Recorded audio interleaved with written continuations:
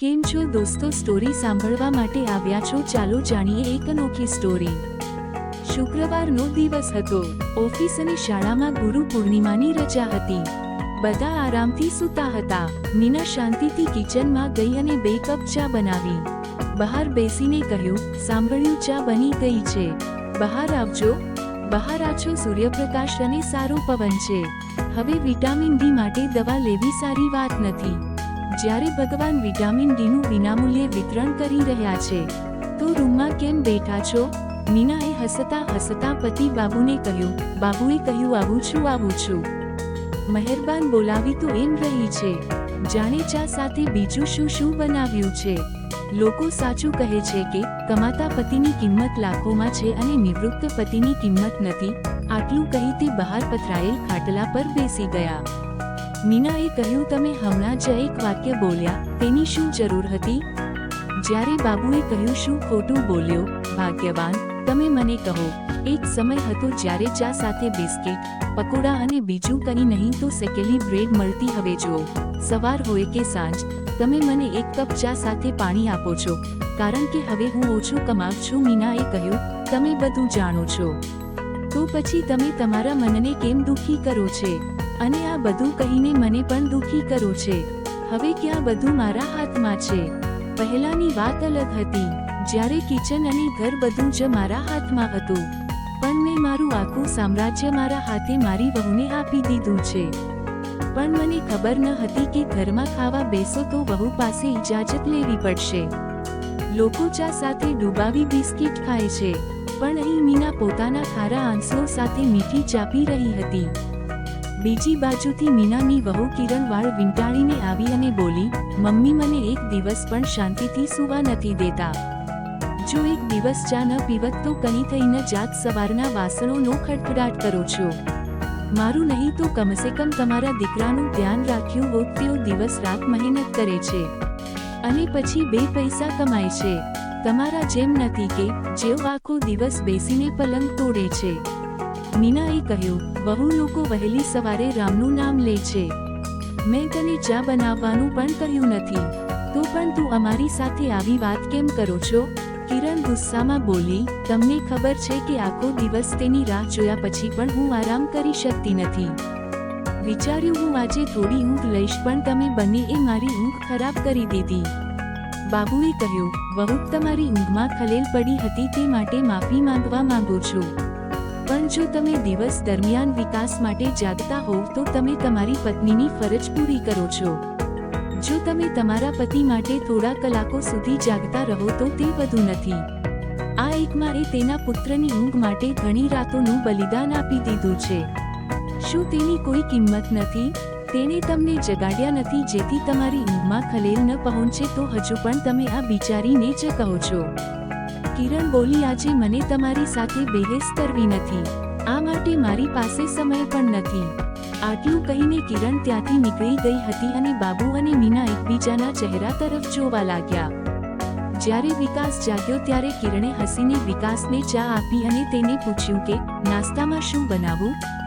વિકાસે કહ્યું, આજે રજા છે, તેથી હું બહારથી ખાવા માટે કંઈક લાવીશ, તેથી તને પણ આરામ મળે। વિકાસનું આટલું કહેતા જ કિરણ એકદમ ખુશ થઈ ગઈ અને ફોન લઈને એક બાજુ બેસી ગઈ।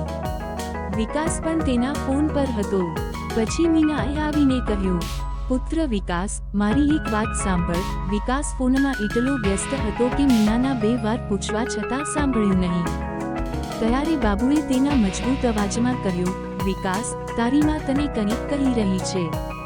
વિકાસે પાછળ ફરીને ગુસ્સામાં કહ્યું, બાબુજી, જો હું સાંભળતો નથી તો તેનો અર્થ એ છે કે હું કોઈ અગત્યનું કામ કરી રહ્યો છું।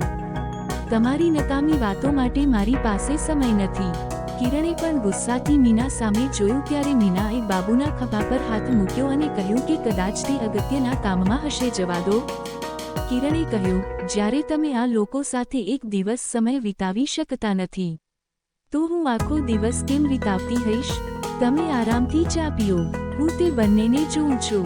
કિરણ ઊભી થઈ અને ખાટલા પાસે ગઈ અને કહ્યું, મમ્મી, પપ્પા, તમને શું પ્રોબ્લેમ છે? મીનાએ કહ્યું, પુત્રવધુ, કોઈ વાંધો નથી, હું એટલું જ કહેતી હતી કે વિકાસ બહારથી ખાવાની વાત કરતો હતો, પરંતુ અમે બંને બહારનો ખોરાક પચાવી શકતા નથી. પહેલેથી જ 9 વાગી ગયા છે. તેમની દવા લેવાનો સમય છે. જો તમે ઘરે કંઈક બનાવી શકો તો? કિરણે કહ્યું, તમે ફક્ત તમારી ખુશીની જ ચિંતા કરો છો. તમે બંને અમને એક ક્ષણ પણ શાંતિથી બેસવા નથી દેતા. તેના ઉપર એક અપેક્ષા છે કે હું તમારા માટે ઘરે ભોજન બનાવીશ. જો આટલી જ તકલીફ હોય તો તમારા માટે 4 રોટલી બનાવો અને રાતની દાળ પણ રાખી છે. તેના સાથે ખાઈ લો. આટલું કહીને કિરણ ત્યાંથી ચાલી ગઈ. આશાભરી આંખો સાથે માતા પિતાએ તેના દીકરા તરફ જોયું, પણ દીકરો ઊભો થઈને ત્યાંથી ચાલ્યો ગયો. પોતાના આંસુ છુપાવવાનો અસફળ પ્રયાસ કરતા મીનાએ બાબુને કહ્યું, સાંભળો, હું રોટલી બનાવીશ કે પછી ફ્રિજમાં બ્રેડ હશે તો શેકી આપીશ. ક્યારેક હળવો નાસ્તો કરવો સ્વાસ્થ્ય માટે સારું છે. તો બાબુએ હસતા હસતા તેની પત્ની સામે જોયું. બાળકોના મોંમાં દરરોજ લગભગ એક જ વાર્તા હતી. આજે તે એક દીકરો હતો જ્યારે તેના માતા પિતા તેની સામે હતા. તો તેની ગેરહાજરીમાં ગરીબ વૃદ્ધ માતા પિતાની શું હાલત હશે? આની કલ્પના કરવી પણ મુશ્કેલ છે. થોડા દિવસો પછી જ્યારે કિરણ તેના મિત્રની કીટી પાર્ટીમાંથી પાછી આવી ત્યારે તેણે સાંજે કશું બનાવ્યું ન હતું. મીના ચૂપચાપ રસોડામાં ગયા, ફ્રીઝ ખોલી બ્રેડનું પેકેટ કાઢવા લાગી. તો કિરણે પાછળથી કહ્યું, મમ્મીજી, મને એવું લાગે છે તમને બેરડ ખાવાની લત લાગી ગઈ છે. કાજલ દીકરીની શાળા ખુલી ગઈ છે. તે બ્રેડ અને બટર ખાધા પછી જાય છે. જો તમે ખાઈ જશો તો હું સવારે શું કરીશ? સવારની રોટલી પડેલી છે, શાક પણ પડ્યું છે, ખાઈને પૂરું કરો. આ સાંભળી મીના શાંતિથી સવારનું ભોજન ગરમ કરીને બાબુ પાસે ગયા. બાબુએ ચૂપચાપ ભોજન ખાધું પણ તેમની આંખો આંસુઓથી ભરાઈ આવી. મીનાએ તેની તરફ જોયું અને કહ્યું, સાંભળો જી, હવે મારાથી સહન થતું નથી. તમને પેન્શન મળે છે પણ તમે તે પૈસા બહુ દીકરાના ડરથી ખર્ચ કરતા નથી કે લોકો કહેશે. એક દીકરો માં બાપનો ખર્ચ ઉપાડી શકતો નથી. જો આપણે તેમની સાથે રહીએ તો શું આપણું જીવન આ રીતે પસાર થશે? આથી તમે મને વૃદ્ધાશ્રમમાં છોડી દે તો સારું. હું હજી મારું દુઃખ સહન કરીશ પણ હું તમારો સુકાયેલો ચહેરો જોઈ શકતી નથી. આટલું કહીને મીના રડવા લાગ્યા. બાબુએ આંખોમાં આંસુ સાથે મીનાને કહ્યું, મીના, કાલનો સૂર્ય તારા માટે પ્રકાશ લાવશે, હું વચન આપું છું. હું તારી આંખમાં એક આંસુ પણ આવવા નહીં દઉં. બાબુએ સવારની રોટલી ખાધી અને થોડી વારમાં આવું છું. એટલું કહી ઘરની બહાર નીકળી ગયા. બાબુના 4 ઘર પછી તેનો એક જૂનો મિત્ર વિમલેશ મિશ્રા રહેતો હતો, જેને તે રોજ મળતા હતા. તે તેમની પરિસ્થિતિ વિશે બધું જ જાણતા હતા. તેમણે તેમની સાથે તેમની વાત શેર કરી. વિમલેશ મિશ્રાજીએ કહ્યું, મેં તમને પહેલેથી કહ્યું હતું, અહીંથી લગભગ 10 કિલોમીટર દૂર એક સોસાયટી બનાવવામાં આવી રહી છે, જ્યાં ઘણા જૂના મિત્રો રહે છે. કેટલાક બાળકો સાથે રહે છે જ્યારે કેટલાક એકલા રહે છે. મેં ત્યાં થોડા પૈસા રોકીને એક ઘર ખરીદ્યું છે અને હું આ મકાનના નીચેના ભાગમાં રહીશ અને ઉપરના ભાગમાં ભાડે આપવા જઈ રહ્યો છું. એક ભાડું માસિક ખર્ચને પણ આવરી લેશે. તમે ત્યાં ઘર કેમ નથી ખરીદતા? તમને તમારા ઘરની સારી કિંમત મળશે.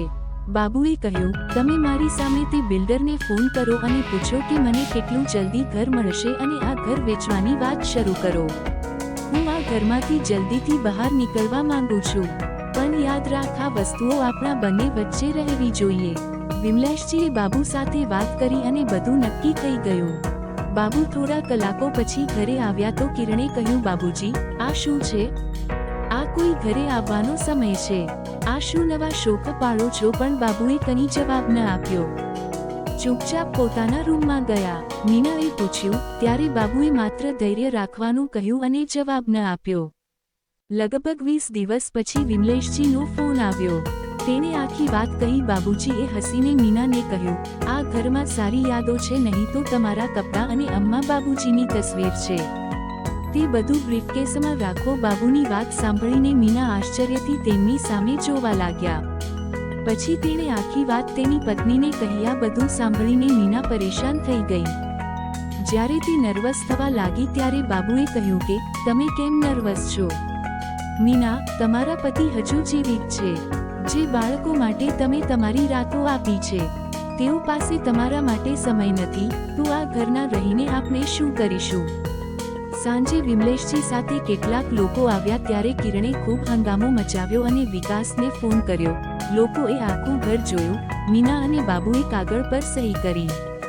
વિકાસ હજુ કંઈ સમજે ત્યાં સુધીમાં બાબુ પોતાનું કામ કરી ચૂક્યા હતા. બિલ્ડરે જણાવ્યું કે હાલમાં એક ઘર તૈયાર છે. તમે થોડા દિવસો માટે ત્યાં શિફ્ટ થાવ. લગભગ 1 મહિના પછી તમારો ફ્લેટ પણ તૈયાર થઈ જશે. અમે તમને ત્યાં શિફ્ટ કરાવીશું. કોઈ સમસ્યા રહેશે નહીં. વિકાસે પૂછ્યું, બાબુજી, આ બધું શું છે? કોઈ મને કંઈ કહેશે?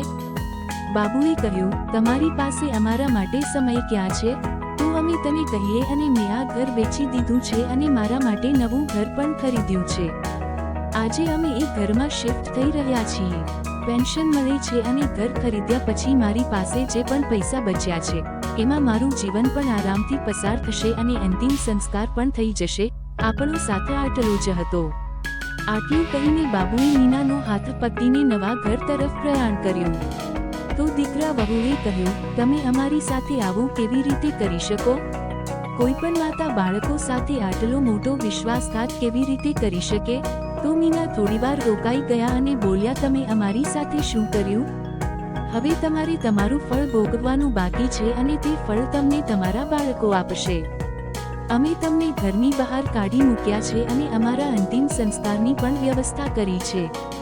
હવે તમે તમારા વિશે વિચારો. આટલું કહીને તેણે આંસુ વહાવ્યા અને વિદાય લીધી અને તેના પુત્ર અને પુત્રવધુ તરફ ક્યારેય પાછું વળીને જોયું નહીં કે જેણે તેને ન તો સમય આપ્યો અને ન તો આદર આપ્યો.